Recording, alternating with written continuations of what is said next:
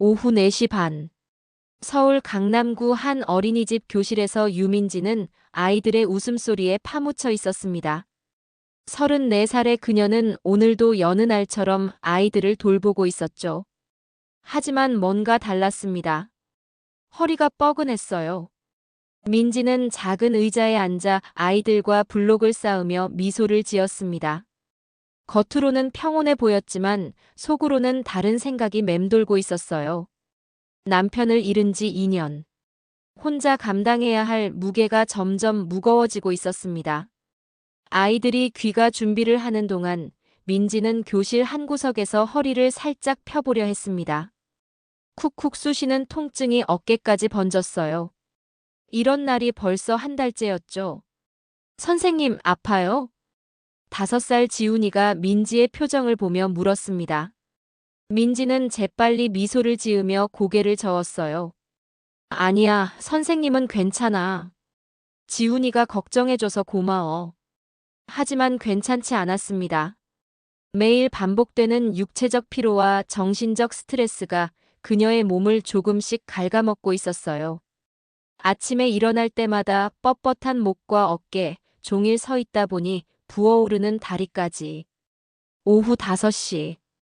아이들이 하나둘 집으로 돌아가기 시작했습니다. 민지는 교실을 정리하며 하루를 마무리하려 했어요. 그런데 이상했습니다. 평소보다 몸이 더 무겁게 느껴졌죠. 거울을 보니 얼굴이 창백했습니다. 눈 밑에는 어둠이 깔려 있었고 입술도 생기가 없었어요. 이런 모습을 아이들이 봤을까? 불안한 마음이 들었습니다. 민지는 가방을 챙기며 속으로 중얼거렸습니다. 이렇게 계속 버틸 수 있을까? 병원에 가봐야 하나? 하지만 시간도 돈도 부족했어요. 혼자서 모든 것을 감당해야 하는 현실이 그녀를 짓눌렀습니다. 복도를 걸으며 민지는 문득 멈춰 섰습니다. 뒤에서 누군가 자신을 바라보는 느낌이 들었어요. 뒤돌아보니 아무도 없었습니다. 기분 탓이겠죠. 어린이집 문을 나서며 민지는 깊은 한숨을 내쉬었습니다. 내일도 모레도 이런 하루가 반복될 거라는 생각에 답답함이 밀려왔어요. 그때였습니다. 어린이집 앞 벤치에 앉아있던 한 남자가 그녀를 바라보고 있었어요. 60대 정도로 보이는 온화한 인상의 남성이었습니다. 민지와 눈이 마주치자 그는 살짝 고개를 끄덕였죠. 민지는 가슴이 두근거렸습니다. 왜일까요? 단순한 인사였는데 묘한 긴장감이 흘렀어요. 그 남자의 눈빛에서 뭔가 다른 것을 느꼈습니다. 관심? 아니면 다른 무엇인가? 집으로 향하는 길, 민지는 계속 그 남자를 떠올렸습니다. 처음 본 사람이었지만 어딘지 익숙한 느낌이 들었어요. 그리고 무엇보다 그의 시선이 자신의 몸을 훑어보는 듯한 기분이 들었습니다. 밤이 되어서도 민지는 잠들 수 없었습니다. 몸의 통증과 낮에 만난 그 남자의 시선이 계속 머릿속을 맴돌았어요. 뭔가 일어날 것 같은 예감. 좋은 일일까, 나쁜 일일까? 다음 날이 어떻게 펼쳐질지 민지는 알 수 없었습니다. 다음 날 오후 민지는 어린이집 앞마당에서 아이들과 놀이 시간을 보내고 있었습니다. 어제의 피로가 완전히 가시지 않아 몸이 더욱 무거웠어요. 허리를 굽혀 아이들과 공놀이를 하는데 갑자기 등 뒤에서 낮은 목소리가 들렸습니다. 실례합니다. 유민지 선생님이시죠? 민지는 천천히 고개를 들었습니다. 어제 벤치에 앉아있던 바로 그 남자였어요. 가까이서 보니 더욱 인상적이었습니다. 짙은 눈썹과 온화하지만 예리한 눈빛, 그리고 어딘지 모를 자신감이 묻어나는 표정이었죠. 네, 맞습니다만. 누구시죠? 남자는 정중하게 허리를 숙이며 인사했습니다. 박정호라고 합니다. 제 손자 박지훈이가 선생님 반아이예요. 평소 손자 이야기를 많이 들어서 인사드리고 싶었습니다. 아, 지훈이 할아버지시군요. 민지는 안도의 미소를 지었습니다. 하지만 뭔가 이상했어요. 지훈이는 평소 할아버지 이야기를 한 적이 없었거든요. 엄마만 언급했었는데. 박정호는 민지의 표정을 유심히 살펴보고 있었습니다. 그의 시선이 민지의 어깨와 허리 부근을 훑고 지나갔어요. 불편하면서도 묘하게 긴장되는 느낌이었습니다. 선생님, 혹시 어디 불편한 곳이 있으신가요? 갑작스러운 질문에 민지는 당황했습니다. 네. 왜 그렇게? 박정호는 차분한 목소리로 설명했습니다. 직업상 습관이라고 할까요? 선생님께서 아이들을 돌보시느라 무리하고 계신 것 같아서요. 어깨가 많이 굽어 있고 허리도 긴장 상태인 것 같습니다. 민지는 순간 소름이 돋았습니다. 어떻게 겉으로 드러나지도 않은 자신의 몸 상태를 이렇게 정확히 알 수 있을까요? 선생님은 무슨 일을 하세요? 예전에 물리치료사였습니다. 지금은 은퇴했지만요. 박정호의 대답은 간단했지만 민지에게는 충격적이었습니다. 어제부터 느꼈던 그의 특별한 시선이 이제야 이해가 되었어요. 전문가의 눈으로 자신을 관찰하고 있었던 거였습니다. 혹시 괜찮으시다면 간단한 도움을 드릴 수 있을까요? 도움이요? 민지의 가슴이 두근거렸습니다.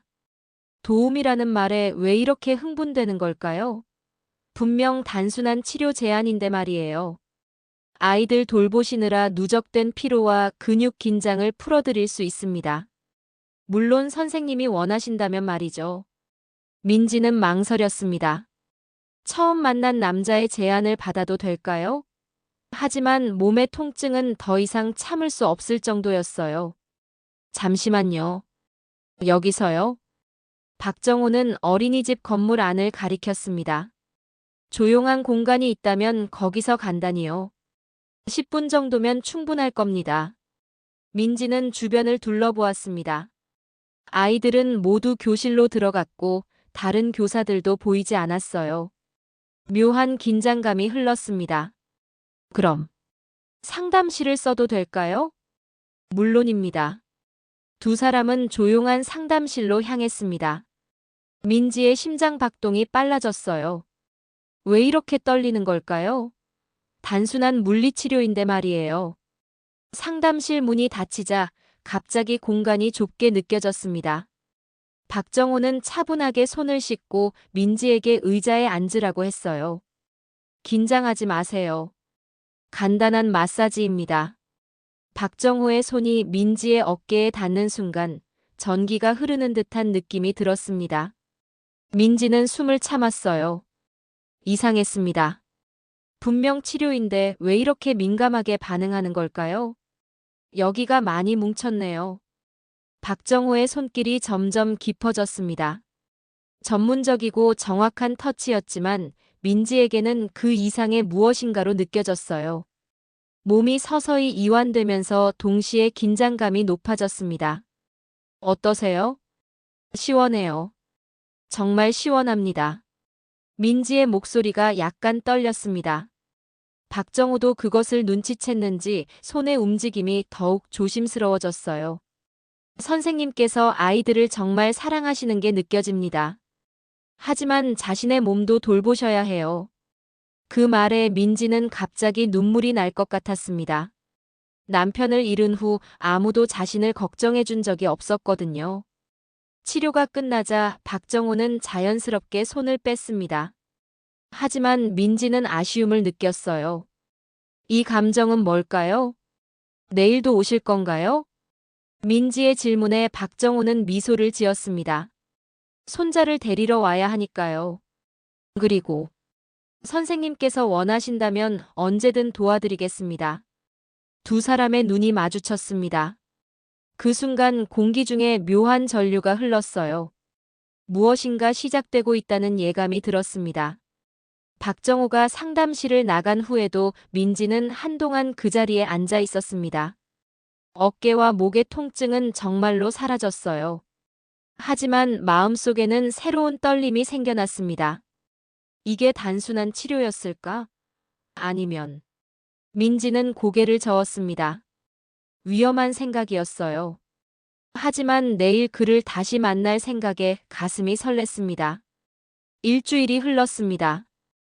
박정호는 약속대로 매일 손자를 데리러 왔어요. 그리고 민지가 혼자 있는 시간을 노려 조심스럽게 다가왔습니다. 선생님, 오늘 컨디션은 어떠세요? 민지는 이제 그의 질문에 익숙해졌습니다. 아니, 익숙해졌다기보다는 기다리고 있었어요. 매일 오후 5시가 되면 가슴이 두근거렸거든요. 어제보다는 좀 나은 것 같아요. 하지만 여전히. 박정호는 고개를 끄덕이며 상담실을 가리켰습니다. 이제는 말하지 않아도 서로 아는 신호였어요. 상담실에서의 시간이 점점 길어지고 있었습니다. 처음엔 10분이었는데 이제는 20분, 때로는 30분까지도 이어졌어요. 민지는 그 시간이 하루 중 가장 편안하면서도 가장 위험한 순간이라는 걸 알고 있었습니다. 오늘은 목 쪽 근육을 집중적으로 봐야겠네요. 박정호의 손이 민지의 목덜미에 닿았습니다. 예전보다 더 자연스럽고 더 친밀해진 터치였어요. 민지는 눈을 감고 그 감각에 집중했습니다. 선생님은 언제부터 이 일을 하셨어요? 남편을 잃고 나서부터요. 생활을 위해 시작했는데 이제는 아이들이 너무 소중해졌어요. 박정호의 손이 잠시 멈췄습니다. 혼자 키우시는 아이가 있으신가요? 아니요. 그냥 혼자예요. 민지의 목소리에 쓸쓸함이 묻어났습니다. 박정호는 더 부드럽게 마사지를 이어갔어요. 마치 위로하듯이. 외로우시겠어요. 그 한마디에 민지의 가슴이 뭉클해졌습니다. 남편을 잃은 후 처음으로 누군가 자신의 외로움을 이해해주는 것 같았어요. 가끔은 이런 시간이 있어서 다행이라는 생각도 들어요.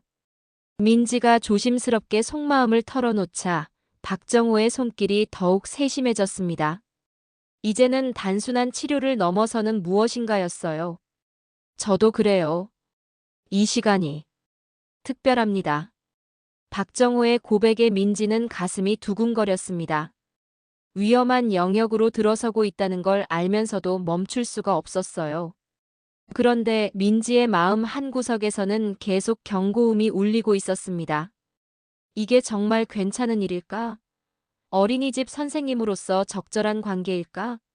선생님, 혹시 이런 게 부담스러우시면 언제든 말씀하세요.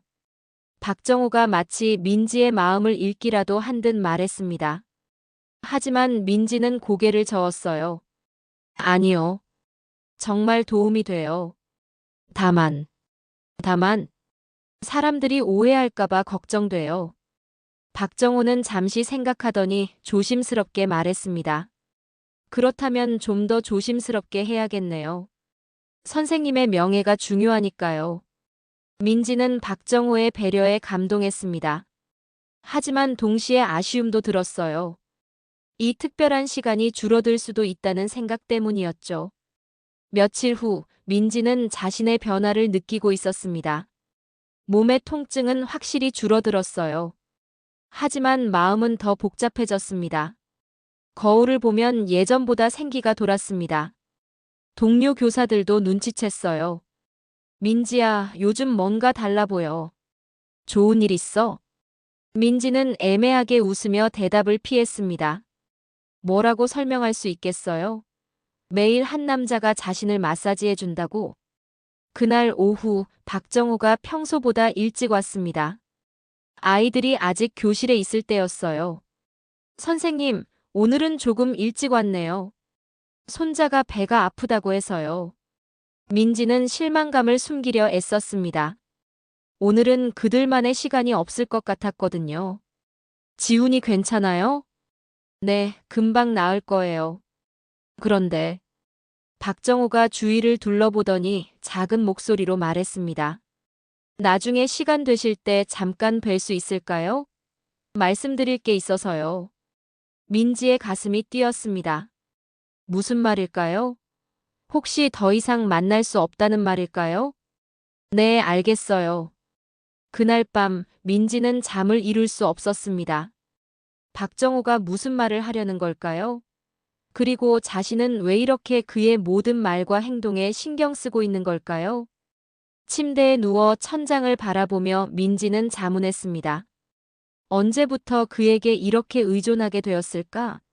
처음에는 단순한 치료였는데 이제는 그 없이는 하루도 버틸 수 없을 것 같았어요. 이런 감정이 옳은 걸까? 아니면 위험한 선을 넘고 있는 걸까? 민지는 답을 찾을 수 없었습니다. 하지만 한 가지는 확실했어요. 내일 박정호를 만나는 게 무서우면서도 간절하다는 것. 새벽 3시, 민지는 여전히 잠들지 못한 채 그의 다음 말을 기다리고 있었습니다.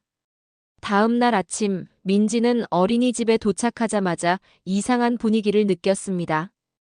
동료 교사들의 시선이 평소와 달랐어요. 수군거리는 소리가 들렸지만 민지가 다가가면 갑자기 조용해졌습니다. 민지야, 잠깐 이야기 좀 할까? 김주임이 민지를 사무실로 불렀습니다. 예감이 좋지 않았어요. 무슨 일이세요? 김주임은 난처한 표정으로 입을 열었습니다. 학부모님들께서 좀 이상하게 생각하시는 것 같아. 박정호 씨 말이야. 민지의 얼굴이 창백해졌습니다. 무슨 말씀이신지. 매일 너와 둘이서 상담실에 들어가는 걸 봤다고 하시더라. 그것도 꽤 오랜 시간 동안. 민지는 가슴이 뛰는 걸 느꼈습니다. 들킬 줄 알았지만 막상 현실이 되니 당황스러웠어요. 물리치료를 받고 있어요. 제가 허리랑 어깨가 너무 아파서.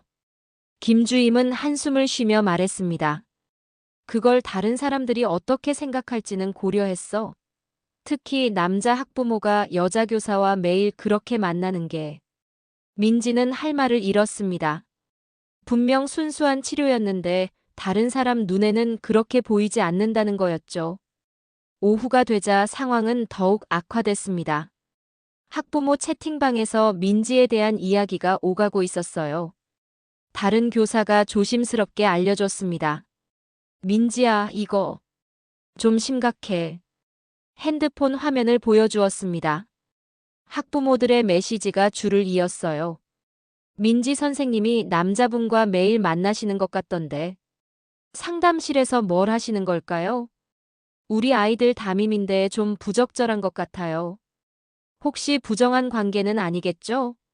민지는 핸드폰을 보며 온몸이 떨렸습니다. 이런 식으로 오해받을 줄은 몰랐어요. 더 충격적인 건 일부 학부모들이 이미 원장에게 민지에 대한 불만을 제기했다는 것이었습니다.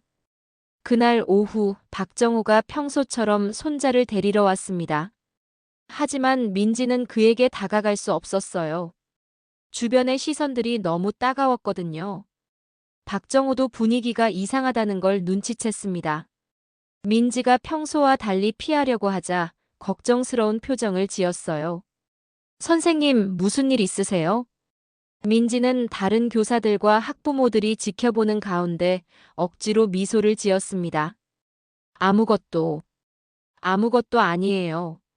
하지만 박정호는 눈치 빠른 사람이었습니다. 주변 사람들의 시선과 분위기를 금세 파악했어요. 혹시 쟤 때문에 곤란한 상황이 생긴 건 아닐까요? 민지는 대답할 수 없었습니다. 정확히 그 때문이었거든요. 집으로 돌아가는 길, 민지는 눈물을 참을 수 없었습니다. 순수하게 도움을 받았을 뿐인데 왜 이런 오해를 받아야 하는 걸까요? 핸드폰이 울렸습니다. 박정호였어요. 선생님, 통화 가능하세요? 민지는 떨리는 손으로 전화를 받았습니다. 네. 제가 어제 말씀드리려던 게 바로 이런 상황이었어요. 사람들의 시선 말입니다. 민지는 놀랐습니다. 박정호가 이런 일을 예상하고 있었다는 거였죠. 어떻게 아셨어요? 경험상 알 수 있었어요. 중년 남성과 젊은 여성이 자주 만나면 반드시 이런 소문이 나거든요. 그렇다면 왜 미리 말해주지 않으셨어요?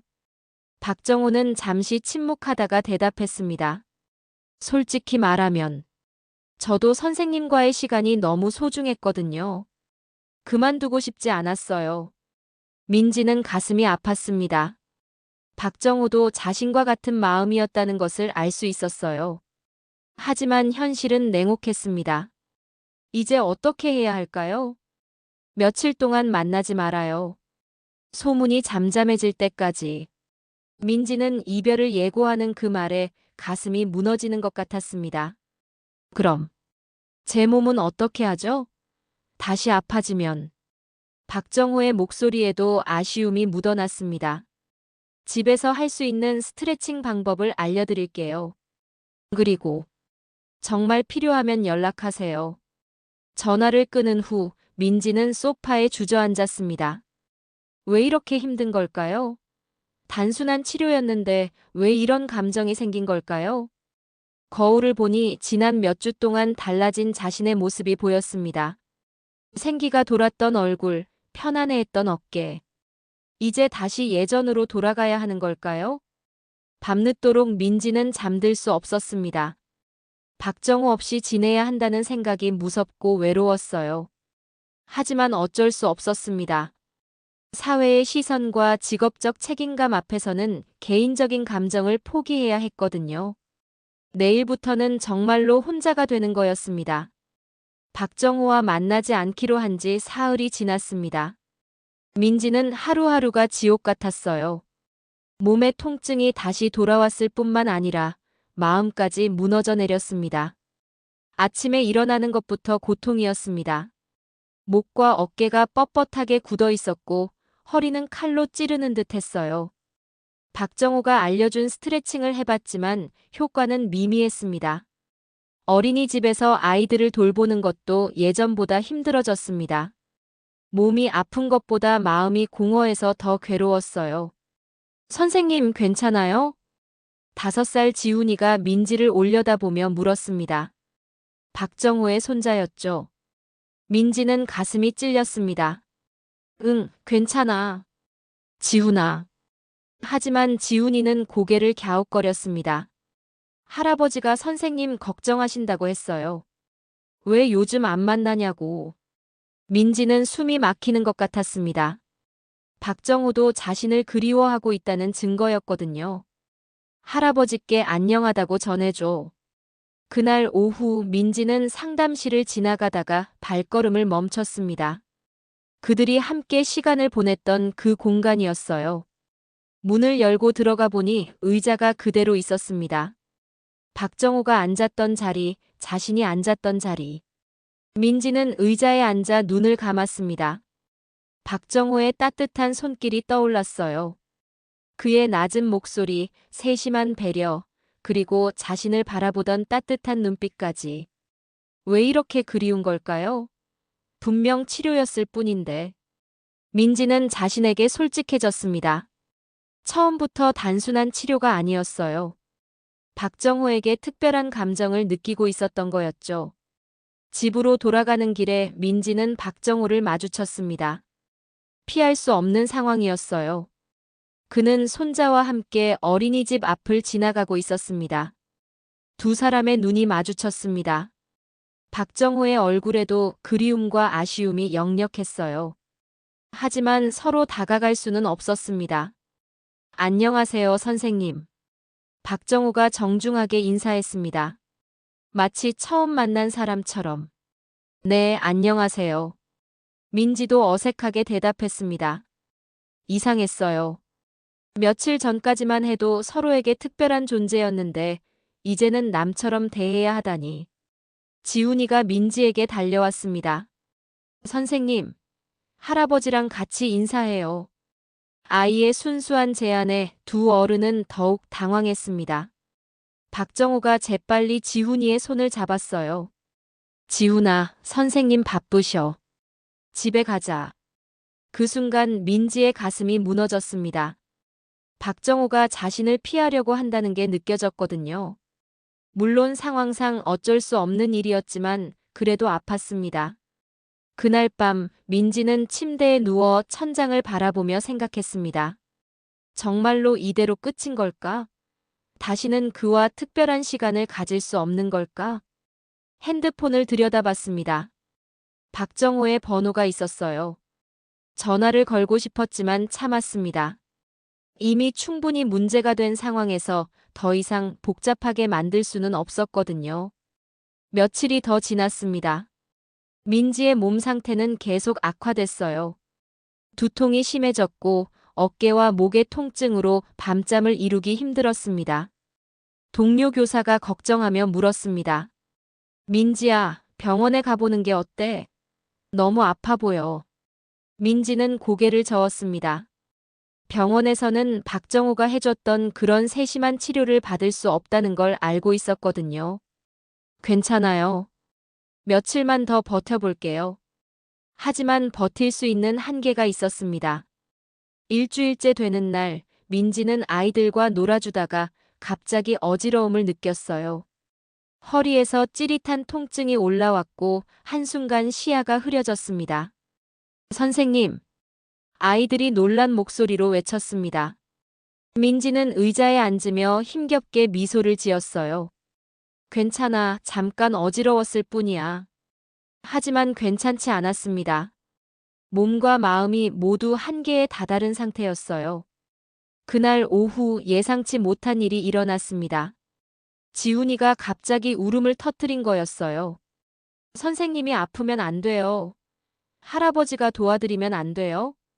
아이의 순수한 마음이 민지의 가슴을 찔렀습니다.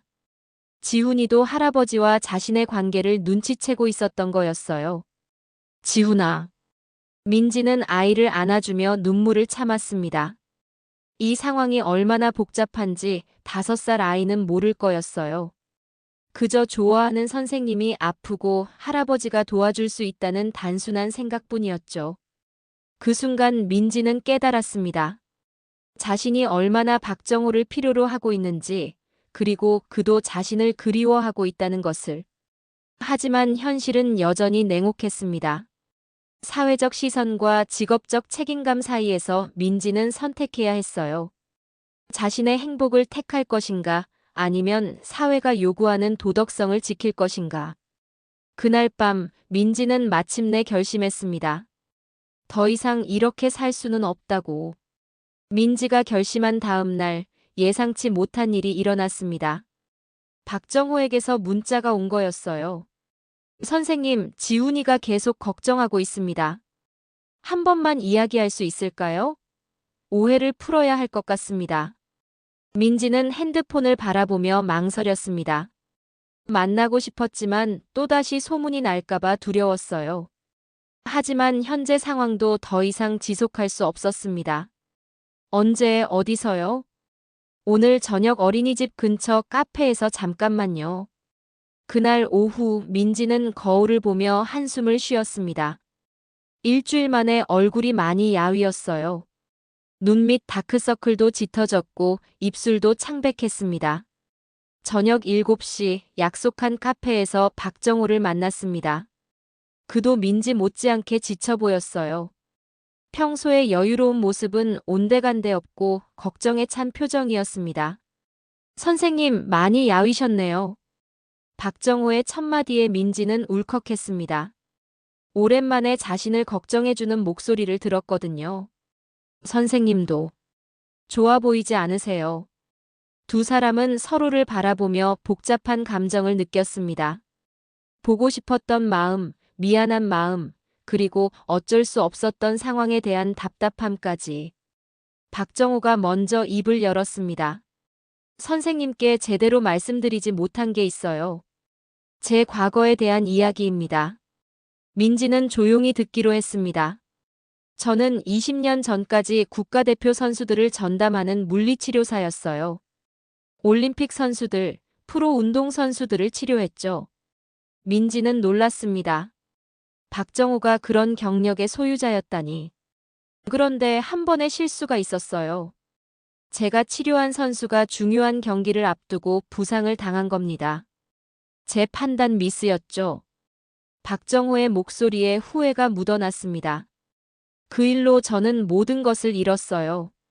명성도, 직장도, 자신감도. 그 후로는 일반인들을 치료하지 않겠다고 다짐했습니다. 그런데 왜 저를? 박정호는 민지를 바라보며 조심스럽게 말했습니다. 선생님을 처음 봤을 때 몸이 정말 많이 아파 보였어요. 그냥 지나칠 수 없었습니다. 전문가로서의 양심이 허락하지 않았죠. 민지는 박정호의 진심을 느꼈습니다. 정말로 순수한 치료 목적이었다는 것을. 하지만 시간이 지나면서 솔직히 말하면 선생님과의 시간이 제게도 의미가 있었어요. 어떤 의미요? 박정호는 잠시 망설이다가 솔직하게 털어놓았습니다. 오랫동안 잃어버렸던 치료사로서의 자신감을 되찾는 시간이었어요. 그리고 선생님이 좋아지는 모습을 보며 보람을 느꼈습니다. 민지는 가슴이 따뜻해졌습니다. 자신만 특별한 감정을 느낀 게 아니었던 거예요. 저도 그 시간이 정말 소중했어요. 두 사람은 서로를 바라보며 미소를 지었습니다. 처음으로 솔직한 대화를 나누고 있었어요. 그런데 박정호가 갑자기 심각한 표정을 지었습니다. 선생님, 사람들의 오해에 대해서는 제가 해결하겠습니다. 어떻게요? 제 정체를 공개하려고 해요. 전직 국가대표 선수 전담 물리치료사였다는 것, 그리고 선생님께 정말로 치료만 해드렸다는 것을요. 민지는 놀랐습니다. 그럴 필요 없어요. 괜한 관심만 끌 텐데. 박정호는 단호하게 고개를 저었습니다. 선생님이 이런 오해를 받고 사는 걸 더 이상 볼 수 없어요. 제 책임입니다. 그 순간 민지는 박정호의 진짜 모습을 보았습니다. 책임감 있고 정직하고 무엇보다 자신을 진심으로 생각해주는 사람이었어요. 선생님, 한 가지만 물어봐도 될까요? 뭐든 물어보세요. 박정호는 조심스럽게 질문했습니다. 혹시 저와의 시간이 단순한 치료 이상의 의미였나요? 민지는 얼굴이 빨갛게 달아올랐습니다. 하지만 이제는 솔직해지기로 했어요. 네. 처음에는 치료였지만 나중에는 선생님을 기다리는 시간이 하루 중 가장 행복한 순간이었어요. 박정호의 얼굴에도 미소가 번졌습니다. 저도 마찬가지였어요. 선생님 덕분에 다시 살아있다는 느낌을 받았습니다. 두 사람은 서로의 진심을 확인했습니다. 복잡했던 감정들이 정리되는 순간이었어요. 그런데 이제 어떻게 하죠? 박정호가 민지의 손을 살짝 잡았습니다. 정정당당하게 해봅시다. 숨길 것도 부끄러워할 것도 없어요. 우리는 서로에게 도움이 되는 관계였으니까요. 민지는 박정호의 따뜻한 손을 느끼며 안도했습니다. 드디어 혼란스러웠던 감정들이 정리되는 기분이었어요. 하지만 한 가지 의문이 남았습니다. 사람들의 오해를 정말로 풀 수 있을까요? 박정호와의 솔직한 대화 이후 민지는 며칠 만에 처음으로 편안한 잠을 잤습니다. 하지만 문제는 여전히 남아 있었어요. 학부모들의 오해와 동료들의 시선 말이죠. 다음 날 아침, 박정호는 약속대로 행동에 나섰습니다. 어린이집 원장에게 면담을 신청한 거였어요. 원장실에서 박정호는 자신의 모든 것을 공개했습니다. 과거 경력, 자격증, 그리고 민지에게 한 치료의 전문적 근거까지 상세하게 설명했어요. 제가 유민지 선생님께 한 것은 순수한 의학적 치료였습니다. 이 서류들이 그 증거입니다. 박정호가 내민 서류들은 정말 인상적이었습니다. 국가대표 선수들의 치료 기록, 각종 자격증, 그리고 의료진들의 추천서까지. 원장은 놀란 표정으로 서류를 살펴봤습니다. 이런 경력을 가지신 분이셨다니. 전혀 몰랐네요. 네, 개인 사정으로 공개하지 않았을 뿐입니다. 하지만 유민지 선생님이 오해를 받고 계신 상황을 더 이상 두고 볼 수 없어서요. 원장은 박정호의 진심을 느꼈습니다. 그렇다면 학부모님들께도 이 사실을 알려야겠네요. 그날 오후 원장은 학부모 총회를 소집했습니다. 갑작스러운 모임에 학부모들은 술렁였어요. 오늘 모임을 소집한 이유는 최근 있었던 오해를 풀기 위해서입니다. 원장이 박정호를 소개하자 학부모들은 웅성거렸습니다. 그 유명한 문제의 남성이었거든요. 박정호는 담담하게 자신의 이야기를 시작했습니다. 안녕하세요. 박지훈이의 할아버지 박정호입니다. 제가 여러분께 오해를 드린 것 같아 직접 설명드리려 합니다. 그는 자신의 과거 경력을 자세히 설명했어요. 국가대표 선수들을 치료했던 전문 물리치료사였다는 것, 그리고 유민지 선생님의 근골격계 질환을 치료해 주었다는 것까지. 유민지 선생님은 아이들을 돌보느라 심각한 근육 손상을 입고 계셨습니다. 전문가의 눈으로 봤을 때 방치하면 안 되는 상태였어요. 학부모들의 표정이 점점 달라졌습니다. 처음에 의심스러운 눈빛이 관심으로, 그리고 이해로 바뀌어 갔어요. 한 학부모가 손을 들었습니다.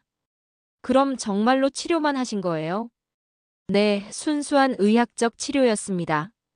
이 자료들을 보시면 아시겠지만 저는 이 분야의 전문가입니다. 박정호가 준비해온 치료 기록들과 사진들을 보여주자 학부모들은 놀랐습니다.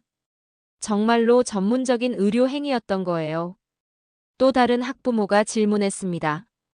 그런 훌륭한 경력을 가지신 분이 왜 숨기고 계셨어요? 박정호는 잠시 침묵하다가 솔직하게 대답했습니다. 과거에 실수가 있었습니다. 그 일로 많은 것을 잃었고 더 이상 남에게 해가 되고 싶지 않았어요. 하지만 유민지 선생님을 보고는 그냥 지나칠 수 없었습니다. 그의 진솔한 모습에 학부모들의 마음이 움직였습니다. 한 어머니가 일어나서 말했어요. 그동안 오해해서 죄송합니다. 민지 선생님이 얼마나 힘들었을까 생각하니 마음이 아프네요. 다른 학부모들도 동조했습니다. 정말 미안해요. 우리가 너무 성급하게 판단했네요. 민지야, 정말 고생했겠다. 아픈데도 참고 있었구나. 분위기가 완전히 바뀌었습니다. 의심과 비난이 걱정과 미안함으로 바뀌었어요. 원장이 마무리했습니다. 앞으로는 이런 오해가 없도록 소통을 더 많이 하겠습니다. 그리고 박정호 선생님께 감사드립니다. 회의가 끝난 후 학부모들이 민지에게 다가왔습니다. 선생님, 그동안 힘드셨죠? 우리가 몰라봐서 죄송해요. 앞으로는 몸 관리 잘 하세요. 아이들을 위해서라도요. 혹시 다른 선생님들도 아프시면 박 선생님께 부탁드려 볼까요? 민지는 눈물이 날 것 같았습니다. 며칠 전까지만 해도 자신을 의심하던 사람들이 이제는 걱정해주고 있었어요.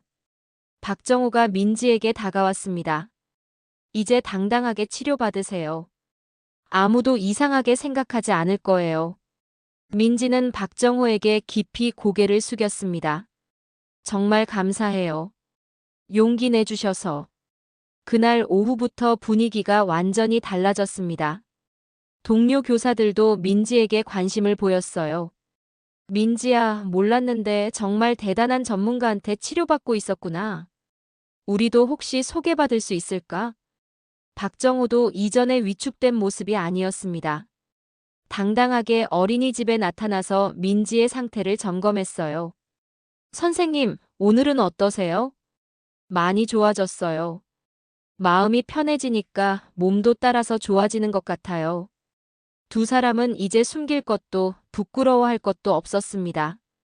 정당한 치료 관계였고 서로에게 도움이 되는 소중한 인연이었으니까요. 하지만 민지는 알고 있었습니다. 이 이야기에는 아직 진짜 결말이 남아있다는 것을. 한 달이 지났습니다. 어린이집은 완전히 다른 분위기가 되었어요. 민지는 이제 당당하게 박정호의 치료를 받을 수 있었고 다른 교사들도 관심을 보였습니다. 오늘도 박정호는 정시에 어린이집에 도착했습니다. 하지만 이제는 손자만 데리러 오는 게 아니었어요. 정식으로 어린이집과 협약을 맺고 교사들의 건강 관리를 도와주고 있었거든요. 선생님, 오늘 컨디션은 어떠세요? 박정호의 질문에 민지는 환하게 웃었습니다. 정말 좋아요. 이렇게 좋은 적이 언제였나 싶을 정도로요. 실제로 민지의 모습은 완전히 달라졌습니다. 어깨가 펴졌고 얼굴에는 생기가 돌았어요. 무엇보다 웃음이 많아졌습니다. 상담실에서 치료를 받으며 민지는 박정호에게 물었습니다. 선생님은 어떠세요? 다시 치료 일을 시작하게 되셔서요. 박정호는 민지의 어깨를 부드럽게 마사지하며 대답했습니다. 처음에는 두려웠어요. 또다시 실수하면 어떻게 하나 싶어서. 하지만 선생님 덕분에 자신감을 되찾았습니다. 제가 뭘 했다고요? 선생님이 좋아지는 모습을 보면서 깨달았어요. 제가 정말로 사람들에게 도움이 될 수 있다는 것을. 민지는 가슴이 따뜻해졌습니다. 자신이 박정호에게도 도움이 되었다는 사실이 기뻤거든요. 요즘 박정호는 바빠졌습니다. 민지뿐만 아니라 다른 교사들, 심지어 학부모들까지 치료를 요청했거든요. 입소문이 나면서 멀리서도 찾아오는 사람들이 있었어요. 지훈이가 민지에게 달려와 말했습니다. 선생님, 할아버지가 유명해졌어요. TV에도 나온대요. 정말요? 민지는 놀랐습니다. 며칠 전 한 방송국에서 박정호를 인터뷰하겠다고 연락이 왔었거든요. 할아버지가 말씀하셨어요. 선생님 덕분에 다시 꿈을 찾았다고요. 지훈이의 말에 민지는 눈물이 날 뻔했습니다. 자신도 모르게 누군가의 꿈에 도움이 되었다는 사실이 감동적이었어요. 그날 오후 박정호가 특별한 제안을 했습니다. 선생님, 혹시 시간 되시면 제 새로운 치료소 개업식에 와주실 수 있을까요? 치료소요? 네, 정식으로 다시 시작하기로 했어요. 힐링 터치 클리닉이라고 이름 지었습니다. 민지는 박정호가 완전히 새로운 출발을 한다는 사실에 기뻤습니다. 물론이죠. 꼭 갈게요. 개업식 날 민지는 깜짝 놀랐습니다. 생각보다 많은 사람들이 온 거였어요. 어린이집 동료들, 학부모들, 그리고 박정호의 예전 동료들까지. 축사를 하는 사람이 말했습니다. 박정호 선생님이 다시 치료의 길로 돌아오게 된 건 한 분의 특별한 환자 덕분이라고 들었습니다. 박정호가 마이크를 잡고 말했습니다. 네, 맞습니다. 유민지 선생님이라는 분을 만나면서 제가 왜 이 일을 사랑했는지 다시 깨달았어요. 치료는 단순히 몸을 고치는 게 아니라 마음까지 치유하는 일이라는 걸요. 사람들이 민지를 바라보며 박수를 쳤습니다. 민지는 부끄러우면서도 뿌듯했어요. 행사가 끝난 후 박정호와 민지는 조용한 곳에서 이야기를 나눴습니다. 선생님, 정말 감사해요. 선생님이 없었다면 이런 날은 오지 않았을 거예요. 저야말로 감사하죠. 선생님 덕분에 새로운 삶을 살게 됐어요. 두 사람은 서로를 바라보며 미소를 지었습니다. 처음 만났을 때의 어색함은 온데간데 없었어요. 이제는 서로를 완전히 이해하고 신뢰하는 사이가 되었습니다. 앞으로도 계속 치료받아 주실 거죠? 박정호의 질문에 민지는 웃으며 대답했습니다. 물론이죠. 평생 단골 환자로 지낼게요. 그날 밤 민지는 거울을 보며 자신의 변화를 느꼈습니다. 몸의 변화만이 아니었어요. 마음도 완전히 달라졌습니다. 자신감이 생겼고 미래에 대한 희망도 생겼어요. 며칠 후 박정호는 민지에게 특별한 제안을 했습니다. 선생님, 혹시 관심 있으시면 기본적인 마사지 기법을 가르쳐 드릴까요? 아이들을 돌보는 다른 선생님들께도 도움이 될 거예요. 정말요? 그럼 저도 다른 사람들을 도와줄 수 있겠네요. 민지의 눈이 반짝였습니다. 받은 도움을 다른 사람들에게도 나누어 줄 수 있다는 생각에 설렜어요. 그렇게 민지는 박정호에게서 기초적인 마사지 기법을 배우기 시작했습니다. 선생님과 제자, 환자와 치료사, 그리고 무엇보다 서로를 아끼는 소중한 사람들로서 새로운 관계를 시작했어요. 어린이집에서는 이제 민지가 다른 교사들의 간단한 마사지를 도와주고 있었습니다. 박정호에게서 배운 기법들을 활용해서요. 지훈이가 민지에게 말했습니다. 선생님, 할아버지가 말씀하셨어요. 선생님이 할아버지한테 가장 소중한 사람이래요. 민지는 따뜻한 마음으로 지훈이를 안아주었습니다. 이 모든 인연이 이 작은 아이로부터 시작되었다는 게 신기했어요. 계절이 바뀌고 1년이 흘렀습니다. 민지와 박정호는 여전히 치료 관계를 이어가고 있었어요. 하지만 이제는 그 이상의 의미가 있었습니다. 서로의 인생에서 없어서는 안 될 소중한 존재가 되었거든요. 어떤 사람들은 그들의 관계를 특별하다고 했습니다. 환자와 치료사를 넘어선 깊은 신뢰와 애정이 있다고요. 하지만 민지와 박정호는 이름을 붙이지 않았어요. 그저 서로에게 꼭 필요한 사람이라는 것으로 충분했거든요. 지금도 매일 오후 어린이집 상담실에서 작은 기적이 일어나고 있습니다. 두 사람이 서로를 치유하며 더 나은 내일을 만들어가고 있어요. 오늘은 여기까지입니다. 구독, 좋아요 눌러주세요. 감사합니다.